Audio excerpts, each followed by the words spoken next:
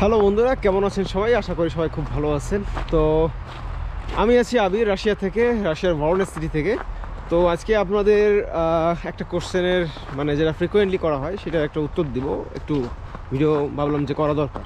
সেটা হচ্ছে যে আসলে রাশিয়াতে তো অনেক ঠান্ডা, যে দেখতে পাচ্ছেন মানে এই যে সব জায়গায় বরফ। আমি একটা পার্কে আছি, এখানে ঘুরতে আসছি। এটা কিছুদিন আগেও খুব সুন্দর হলুদ কালারের ছিল, হয়তো আমার যারা ফেসবুকে কানেক্টেড আছে তারা দেখতে পাইছেন। তো রাশিয়াতে যে এই পরিমাণ ঠান্ডা, এখানে আমরা কাজ কিভাবে করি?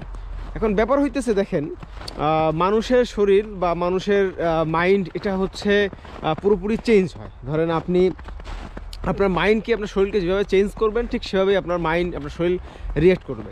এখন হচ্ছে আপনি যখন বাংলাদেশে ছিলেন অথবা ইন্ডিয়াতে আছেন, যারা আমার মানে কলকাতা বা এই দেশে বাংলা বুঝেন তাদের কথা বলতে পারতেছি।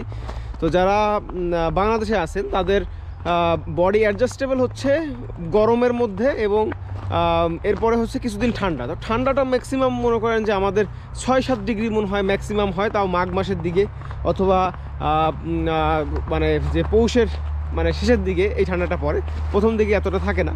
তো সেক্ষেত্রে মনে করেন বা তারা ভাবতে পারে যে আমরা 7-8 ডিগ্রিতে একেবারে অবস্থা খারাপ হয়ে যায়, তো আমরা বরফের মধ্যে, মানে এই পরিমাণ বরফ পড়ে। আজকে বরফ না, আজকে সূর্য উঠছে, আজকে স্নোফল হইতেছে না, বাট বরফ আছে ঠান্ডা বাইরে। তো এই পরিমাণ ঠান্ডার মধ্যে কিভাবে সারভাইভ করব? তো তাদের জন্য বলা যে দেখেন, আপনারা যদি মানে বাংলাদেশে থাকেন, তখন আপনাকে তখন আপনাকে যে গরমটা পড়ে 30 ডিগ্রি, সেটা ফিল লাগে প্রায় 40 ডিগ্রি পর্যন্ত হয়, আপনারা কিন্তু অ্যাডজাস্ট করে ফেলেন, ঠিক আছে? সামহাও অ্যাডজাস্ট করে ফেলেন, বডি ওইভাবে অ্যাডজাস্ট হয়ে যায়।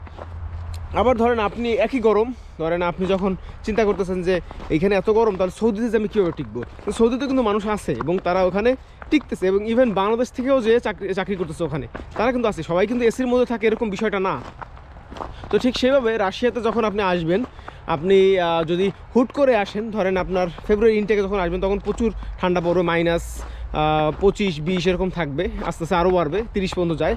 তো তখন আপনাকে একটু সমস্যা হইতে পারে, কয়েকদিন দেখা গেল যাদের ঠান্ডার প্রবলেম আছে তাদের একটু প্রবলেম হইতে পারে। বাট আই থিঙ্ক যারা মানে সেপ্টেম্বর সেশনে আসবেন, একটু সামারটা পাবেন, বডিতে অ্যাডজাস্ট হয়ে হয়ে আস্তে আস্তে আপনার এটা ঠান্ডাটা শুরু হয়। আর তাও যদি না হয়, এখানে গরম কাপড়গুলো বা এখানের যে ওয়েদার, এখানের যে রুমের সিস্টেম, সবগুলো মানে অ্যাকুরেট আপনাকে ওয়ার্ম রাখবে, মানে একেবারে যে ঠান্ডায় থাকবেন তা না। এই দেখেন, এখন আমি বাইরে ঘুরতেছি, এখন আমাকে একটু ঠান্ডা লাগতেছে, বাট ওই রকম না যেরকম আপনারা মনে করেন যে বরফের মধ্যে থাকে, ফ্রিজের মধ্যে থাকে, তাহলে মনে হয় সেরকম ঠান্ডা। আল্লাহ তাআলার কুদরত হচ্ছে এইটা, যে আপনাকে যে ওয়েদারে আপনি আসবেন, সেই ওয়েদারে আপনাকে এভাবে অ্যাডজাস্ট করে দিবে। কিছু কিছু মানুষের ক্ষেত্রে এটা ভিন্ন, তাদের হয়তো বডি কন্ডিশন ওইভাবে স্টাবেল না, তাদের ক্ষেত্রে প্রবলেমটা হয়। এখন ধরেন আপনি আসলেন, বাইরে কাজ করবেন কীভাবে? দেখেন, এখানে কিন্তু বাইরে কোনো কাজ হয় না। ধরেন বাইরে যারা কাজ করে কনস্ট্রাকশনের কাজ, সেটা ভিন্ন, তাদের সেক্টর আলাদা। আমি কনস্ট্রাকশনের মানে পক্ষপাতী না যারা স্টুডেন্ট আসেন, কারণ এখানে আপনাকে অনেক হার্ডওয়ার্কিং করতে হবে, যে কারণে আপনি ক্লান্ত হয়ে যাবেন এবং এরপরে আপনি মানে ক্লাস করে অতটা সুফল পাবেন না। তো সেক্ষেত্রে আপনার উচিত হচ্ছে যেগুলো ইনডোর বেস কাজ এখানে, সেগুলো করতে পারেন আপনি। তো ইনডোর বেস কাজগুলোর মধ্যে কি, আপনি সব মানে হোস্টেল থেকে বের হবেন, বের হয়ে বাস স্ট্যান্ডে আসবেন, বাস স্ট্যান্ড থেকে বাসে উঠবেন, বাসের মধ্যে হিটার আছে, গরম লাগবে আপনার, বের হবেন, একটু হাঁটবেন, বা ধরেন 2 মিনিট হাঁটলেন, হেঁটে আবার আপনি আপনার কাজের স্থানে ঢুকবেন, সেখানেও হিটার আছে। তাহলে আপনি আমাকে বলেন যে এবার আপনার ঠান্ডাটা কোথায় লাগতেছে?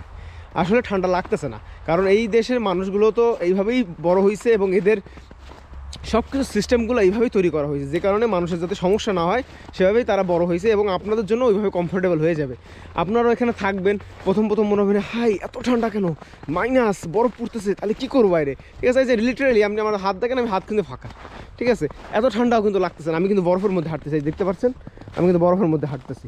তো এই সব দিকে বরফ, সিন্স লাইক আপনি যদি ফ্রিজের ভিতরে খেয়াল করেন ওইটা। তবে এখনও ফ্রিজিং ঠান্ডা হয় নাই, এখন -8 ফিল দেয়, -1, 2, 3 এরকম থাকে, বা যখন -30 হবে তখন হয়তো হাত আমি বাইরে রাখতে পারবো না। কিন্তু আমার কথা হচ্ছে যে আপনারা যদি এখানে আসেন কাজের জন্য, আপনারা কোনো প্রকার টেনশন করেন না। কাজ অ্যাভেলেবেল যদি আপনার সিটিতে থাকে এবং আপনি যদি কাজ ম্যানেজ করতে পারেন, আপনি অবশ্যই এভাবে কাজ করতে পারবেন, তাতে আপনার কোনো প্রবলেম হবে না। এবার হচ্ছে দ্বিতীয় কোশ্চেন, যাদের ঠান্ডার প্রবলেম আছে ভাই, তারা কী করবে? তারা কি আসতে পারবে? এখন ভাই মনে করেন ঠান্ডার প্রবলেম আপনার কী ধরনের, এটাই ব্যাপার যে আপনার বাংলাদেশের ওয়েদারই ঠান্ডা লেগে যায়, আপনার কি হাঁপানির সমস্যা আছে, এটা একটা ফ্যাক্ট। এখন হাঁপানির সমস্যাটা হইতেছে মানে ঠান্ডা লাগলেই হয়। এখন আপনার সেভাবে প্রোটেকশন নিলে, ধরেন আপনি মাস্ক পরেন, আপনার মানে যে গায়ের যে জামাগুলো বা ওয়ারিংগুলা বা যে আপনার ক্লথগুলো, এইগুলো কতটা আপনাকে প্রোটেক্ট করতেছে এটার উপর নির্ভর করবে, আপনার লাইফস্টাইলের উপর নির্ভর করতেছে। ধরেন আপনি ইচ্ছা মতো সব কিছু করতে পারবেন না, আপনাকে সবসময় ওয়ার্ম থাকার চেষ্টা করতে হবে এবং সবসময় ডাক্তারের সাথে মানে থাকতে হবে যে কোনো সমস্যা। এখানে সবচেয়ে বড় সুবিধা হচ্ছে এখানে আপনার ইন্স্যুরেন্স থাকে, সেক্ষেত্রে ডাক্তার দেখাই ততটা প্রবলেম হবে না আপনার, আমি মনে করি। তো সেক্ষেত্রে আপনি এটা নিয়ে টেনশন করেন না। আর যদি মেলা প্রবলেম হয় যে আপনার একটু হলেই সমস্যা হয়ে যাবে, অনেক প্রবলেম হয়ে যাবে, সেক্ষেত্রে আপনার না আসাই বেটার এত ঠান্ডার দেশে। যদি আপনার মেলা সমস্যা হয়, ধরেন অনেকের আছে খুবই সমস্যা, মানে এরকমও হয় যে গরমের মধ্যে হালকা একটু গোসল করতে ঠান্ডা লাগছে, এই তাদের সমস্যা হয়ে গেছে, এরকম হলে আসলে প্রবলেম। ঠিক আছে, তারপরেও নিজের চয়েস, আপনার যদি মনে করেন না আমি মেন্টালি ফিট, তাহলে অবশ্যই চলে আসেন, ওয়েলকাম টু রাশিয়া। দেখেন সব থেকে বড় কথা হইতেছে যে আপনি মেন্টালি কতটা ফিট। আপনি যদি মেন্টালি ফিট হন তাহলে আপনি এভারেস্টও জয় করতে পারবেন। আর আপনি যদি মেন্টালি ফিট না হন তাহলে ভাই আপনি ওই যে আপনার বাড়ির সামনে থেকে একটা পুকুরে গোসল করলে আপনার ঠান্ডা লেগে যাবে, ব্যাপারটা এরকমই। হ্যাঁ, আর আরেকটা প্রশ্নের উত্তর আমি মানে দিব, সেটা হচ্ছে যে এখানে ঠান্ডার সময় নাকি কাজ অনেক কমে যায়। আসলে ভাই ঠান্ডার সময় কাজ কমে যায়, আপনি তো মানে কাজের ব্যাপার হচ্ছে কি, দেখেন আমি যেটা বিশ্বাস করি সেটা হচ্ছে রিজিকের মালিক আল্লাহ তাআলা।